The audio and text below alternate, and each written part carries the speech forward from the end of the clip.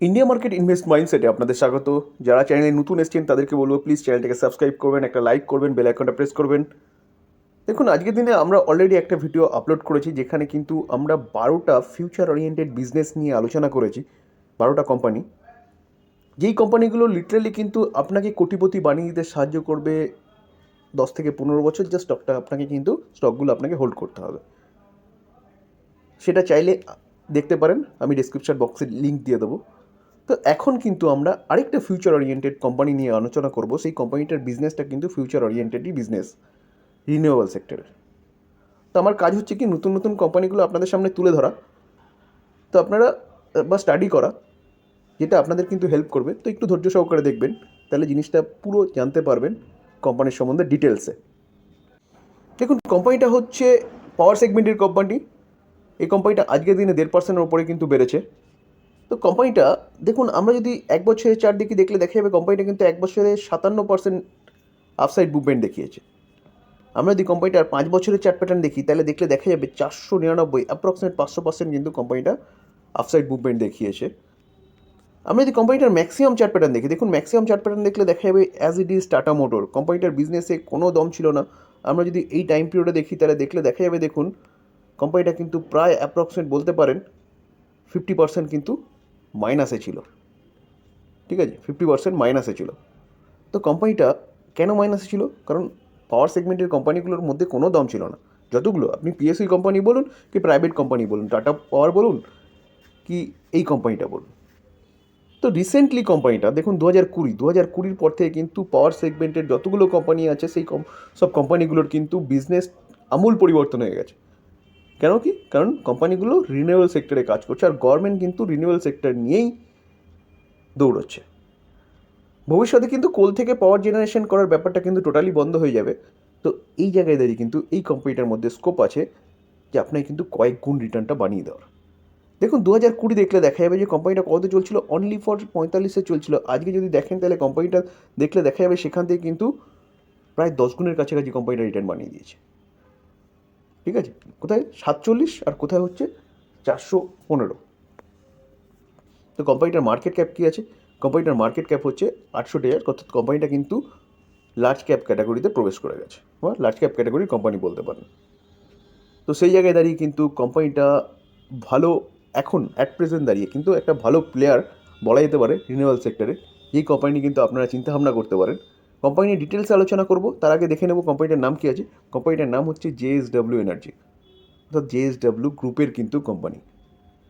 তো এই কোম্পানিটার মধ্যে এখন দাঁড়িয়ে কিন্তু দম আছে। কোম্পানিটা কিন্তু 10 থেকে 15 বছর আপনাকে কিন্তু কয়েক গুণ রিটার্ন বানিয়ে দেবে। কারণ কি, এখন জাস্ট রিনিউয়েবল সেক্টরের কাজ শুরু হয়েছে, কোম্পানিটা আরও অনেক দূর পর্যন্ত এগোবে। চলুন আমরা দেখে নিই কোম্পানিটার বিজনেস কী আছে। দেখুন আগে কোম্পানিটা কী করছিল, দেখুন পাওয়ার সেক্টরের কোম্পানি। ওকে, কোম্পানিটা শুধু পাওয়ার জেনারেশন করতো, ট্রান্সমিশন করতো, ট্রেডিং করতো, মানে উৎপন্ন করতো, ডিস্ট্রিবিউশন করতো। তো এখন কিন্তু কোম্পানিটা চেঞ্জ হয়ে গেছে বলি কোম্পানিটা কিন্তু মোটামুটি 47 থেকে 415, প্রায় 10 গুণের কাছাকাছি কিন্তু 3 বছর রিটার্ন দিয়েছে। 3 বছরে, অনলি ফর 3 বছরে 10 গুণের কাছাকাছি কোম্পানিটা রিটার্ন দিয়েছে। ঠিক আছে, তো আমরা যদি ইন্ডাস্ট্রি দেখুন এনার্জি সেগমেন্টের ইন্ডাস্ট্রি ফাউন্ড হয়েছে 1994 সালে। ঠিক আছে, আমরা যদি কোম্পানিটার প্রোডাক্ট দেখুন কোম্পানিটার প্রোডাক্ট হচ্ছে ইলেকট্রিসিটি জেনারেট করা এবং ট্রান্সমিশন করা, হাইড্রো ইলেকট্রিসিটি তৈরি করা, যেটা হচ্ছে রিনিউয়েবল সেক্টর একটা বলতে পারেন, এনার্জি ট্রেডিং করা, মাইনিং করা এবং পাওয়ার প্ল্যান্ট তৈরি করা।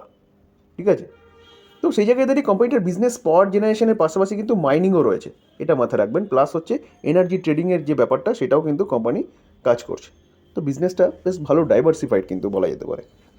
আমি একটু আগে বলেছি কোম্পানি কি, জেএসডব্লিউ গ্রুপের কোম্পানি। দেখুন জেএসডব্লিউ বিজয়নগর পাওয়ার স্টেশন, সেটা কোথায় অবস্থিত? কর্ণাটকে অবস্থিত, যার পাওয়ার তৈরি করার ক্যাপাসিটি কত? 1460। ঠিক আছে, তো কোম্পানিটার আরেকটা যদি দেখি তাহলে জেএসডব্লিউ রত্নাগিরি পাওয়ার স্টেশন, যেটা মহারাষ্ট্রে অবস্থিত, 1200 মেগাওয়াট কোম্পানিটা হচ্ছে পাওয়ার সেখানে জেনারেট করছে। তো এইভাবে দেখলে দেখা যাবে রাজস্থানে কোম্পানিটার একটা রয়েছে পাওয়ার প্রজেক্ট, যেখানে কিন্তু 1080 মেগাওয়াট পাওয়ার তৈরি করছে।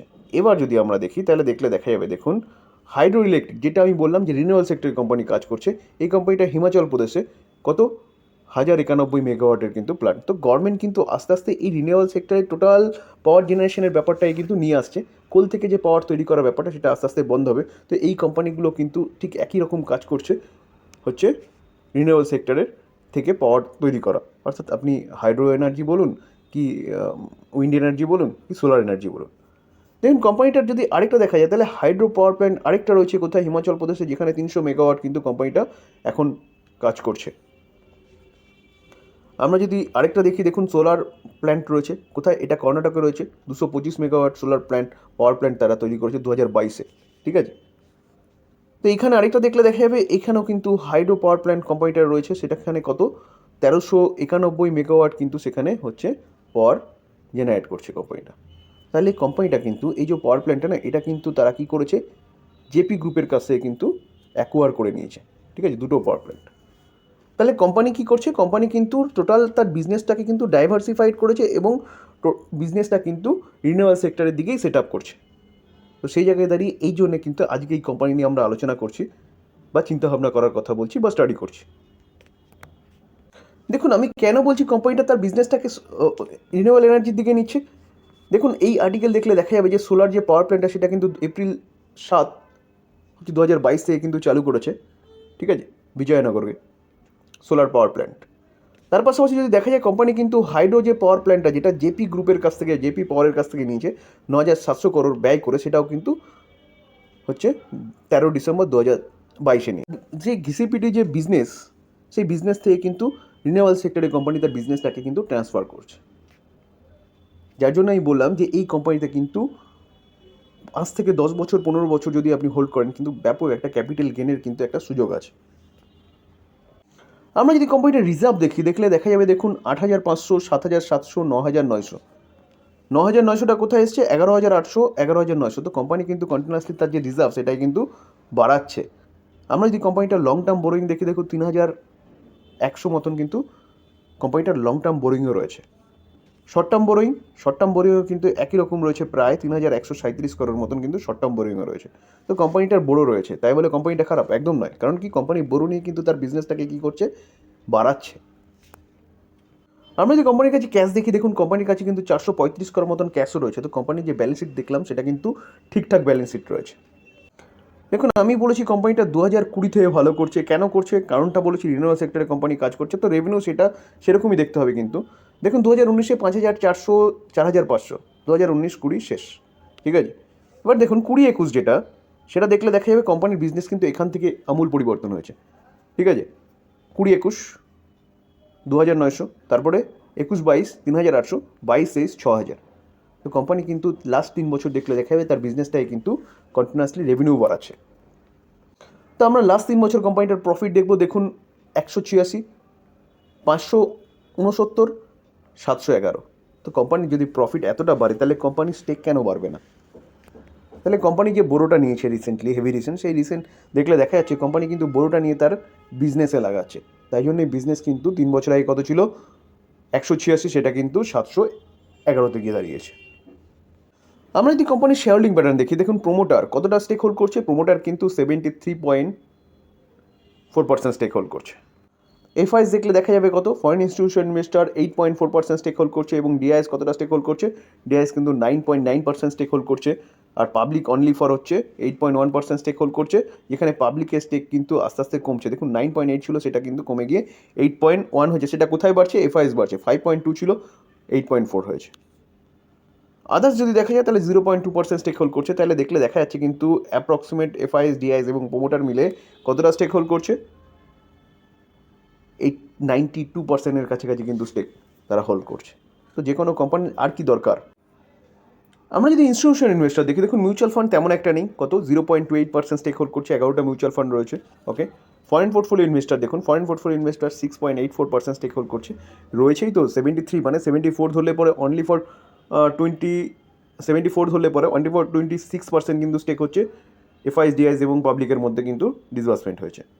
তো তার মধ্যে কিন্তু ফরেন পোর্টফোলিও ইনভেস্টার 6.84%, এখানে 112টা হচ্ছে ফরেন পোর্টফোলিও ইনভেস্টার রয়েছে, যেখানে, ঠিক আছে। এবার দেখুন জিকিউজি পার্টনার, যেই কোম্পানিটা রিটেলারই কিন্তু হচ্ছে কন্টিনিউয়াসলি বাইং করছে আমাদের দেশের মধ্যে, হ্যাঁ। তো আদানি গ্রুপের অনেকটা স্টেক কিন্তু বাইং করেছে এই কোম্পানিটার কাছে কিন্তু 1.38% স্টেক রয়েছে, টোটাল এতটা স্টেক রয়েছে কিন্তু 2,26,62,হাজার মতন স্টেক রয়েছে। তো দেখুন, যদি আমরা আদার্স ফাইন্যান্সিয়াল বা ইন্স্যুরেন্স সেগমেন্ট দেখি, তাহলে দেখা যাবে দেখুন 9.07% স্টেক কিন্তু হোল্ড করছে তারা। টোটালি বলা যেতে পারে যে ডিআইএসের যে রয়েছে তাদের মধ্যে কিন্তু ইন্স্যুরেন্স কোম্পানি একা এলআইসি 9%-এর উপরে স্টেক হোল্ড করছে। আদার্স যে ইন্স্যুরেন্স কোম্পানি রয়েছে সেই কোম্পানিটা কিন্তু 0.30% স্টেক হোল্ড করছে। তাহলে বুঝতে পারছেন তো কেন ইনস্টিটিউশনাল ইনভেস্টর এই কোম্পানিতে বাই করছে। তো বাই করার পিছনে কারণ কিন্তু এটাই। দেখুন, আমরা যদি এলআইসির টাইম পিরিয়ড দেখাই যে কোম্পানিটা কখন থেকে বাই করছে, এই কোম্পানিটার স্টেকটা এলআইসি, দেখুন সেপ্টেম্বর 2023, জাস্ট সেপ্টেম্বরে বাই করেছে, জুনে বাই করেছে এলআইসি, ঠিক আছে, মার্চে বাই করেছে এলআইসি, ডিসেম্বর 2022-এ এলআইসি বাই করেছে, সেপ্টেম্বর 2022-এ কিন্তু এলআইসি বাই করেছে, এলআইসি জুন 2022-এ বাই করেছে, মার্চ 2022-এ এলআইসি কিন্তু বাই করেছে, এলআইসি বাই করেছে কত, ডিসেম্বর 21-এ। তো এইভাবে দেখলে দেখা যাবে যে এলআইসি কিন্তু বেশিরভাগ যে বাইটা করেছে না, সেটা কিন্তু 2020-র পর থেকে, ঠিক আছে, 2020-র পর থেকে কিন্তু কোম্পানিটাকে স্টেক বাই করছে এলআইসি। তো কেন বাই করছে, কারণটা আমি বলেছি যে কোম্পানি রিনিউয়াল সেক্টর নিয়ে কাজ করছে, যার জন্য কোম্পানির বিজনেসে এখন দাম আছে, যার জন্য কোম্পানিটা কিন্তু লাস্ট 3 বছরে প্রায় 10 গুণের কাছাকাছি রিটার্ন বানিয়ে দিয়েছে। তো স্যার বলবো যে এরকম ইন্টারেস্টিং ভিডিও বা ইন্টারেস্টিং কোম্পানির কিন্তু ভিডিও পেতে গেলে কিন্তু চ্যানেলটাকে সাবস্ক্রাইব করতে হবে। তো যারা চ্যানেল নতুন এসেছেন তাদেরকে বলবো প্লিজ চ্যানেলটাকে সাবস্ক্রাইব করবেন। যদি ভালো লাগে বা আমার মোটিভেশন যদি আপনারা বাড়াতে চান তাহলে একটা লাইক করবেন, শেয়ার করবেন, বেল আইকনটা প্রেস করবেন নেক্সট এরকম টাইপের ভ্যালুয়েবল ভিডিও পাওয়ার জন্য। কোম্পানিটা যদি মার্কেট ক্যাপ দেখি, দেখুন মার্কেট ক্যাপ দেখলে দেখা যাবে 68,000 কোম্পানিটার মার্কেট ক্যাপ, অর্থাৎ কোম্পানিটা কিন্তু লার্জ ক্যাপ ক্যাটাগরির কোম্পানি। কোম্পানিটার পি রেশিও দেখলেও দেখা যাবে কোম্পানিটার পি রেশিও কিন্তু খুব একটা বেশি নেই, অনলি ফর 43। কোম্পানিটার রিটার্ন অন ক্যাপিটাল এমপ্লয় আর রিটার্ন অন ইকুইটি যদি দেখি, সেটা দুটো 7% রয়েছে। তো এই দুটো একটু কম রয়েছে, কারণ কোম্পানির কাজ যা শুরু করেছে বস, ঠিক আছে। যদি আমরা কোম্পানির ফেস ভ্যালু দেখলে দেখা যাবে কিন্তু ফেস ভ্যালু কত আছে, 10 আছে। কোম্পানি কিন্তু পরবর্তীকালে স্প্লিটও দিতে পারে। আমি আপনাকে চার্ট দেখানোর সময় দেখিয়েছিলাম যে কোম্পানির বিজনেসে তেমন কোনো দম ছিল না, কোম্পানির বিজনেসে কিন্তু এখন দম এসছে। তো সেই জায়গায় দাঁড়িয়ে রিটার্ন অন ইকুইটি যেটা রয়েছে আর ও ই এবং ROC return on capital employ যেটা রয়েছে সেটা কিন্তু আস্তে আস্তে বাড়বে। তো সেই জায়গায় দাঁড়িয়ে কিন্তু স্যার এই কোম্পানি নিয়ে চিন্তা ভাবনা করা যায়। দেখুন, আমি কোনো বাই রেকমেন্ডেশন দিচ্ছি না, কারণ আমি হচ্ছে সেবি রেজিস্টার্ড কোনো পার্সন নই যে আপনাদের বাই করতে বলবো বা সেল করতে বলবো। আমি যা স্টাডি করলাম কোম্পানিটা নিয়ে ডিটেলসে, কারণ কোম্পানিটা ফান্ডামেন্টালি স্ট্রং কোম্পানি, কোম্পানিটার বিজনেসে এখন কিন্তু দম আছে, কোম্পানিটা ভবিষ্যতে কিন্তু ভালো একটা ক্যাপিটাল গেইন বানিয়ে দেবে। তো সেই জায়গায় দাঁড়িয়ে আমরা যারা ইনভেস্টার তাদের কিন্তু এরকম স্টকই হচ্ছে পিক করতে হয়। তো বাই করবেন, সেল করবেন আপনারা পুরোপুরি নিজের অ্যানালাইসিস করে তারপর করবেন, বা আপনার ফাইন্যান্সিয়াল যে অ্যাডভাইজার আছে তার সাথে কথা বলে নিয়ে করবেন। আজকের আলোচনা এই পর্যন্তই। যদি আলোচনাটা ভালো লাগে আবারও বলছি চ্যানেলটাকে সাবস্ক্রাইব করবেন, যারা নতুন এসেছেন বেল আইকনটা প্রেস করবেন, শেয়ার করবেন, একটা লাইক করবেন। থ্যাংক ইউ, ভালো থাকবেন।